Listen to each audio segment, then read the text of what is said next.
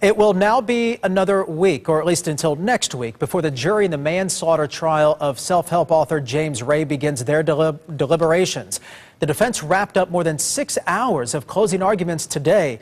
The past couple of days riddled with delays and legal battles. ABC 15's Angie Holdsworth has more. This was an accident. Every single person in this room wishes it hadn't happened. Attorneys for James Ray accused the prosecution of botching the investigation into the deaths of 3 people at a sweat lodge ceremony in Sedona in October of 2009.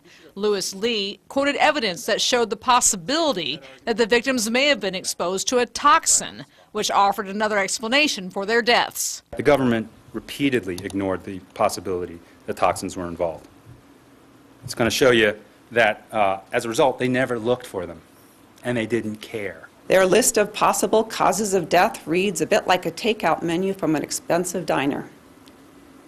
And it's baloney. The defense's more than 6 hours of arguments followed compelling arguments by the prosecution. The prosecution alleged that Ray intentionally put the participants in a dangerous environment and then ignored obvious signs of heat stroke. He taught them to ignore their own instincts to reach out and help somebody in distress. Both sides accused the other of misconduct. The jury that was expected to get the case this week will now begin their deliberations on Tuesday at the earliest. That will be day 52 in this trial. Angie Holdsworth, ABC 15 News.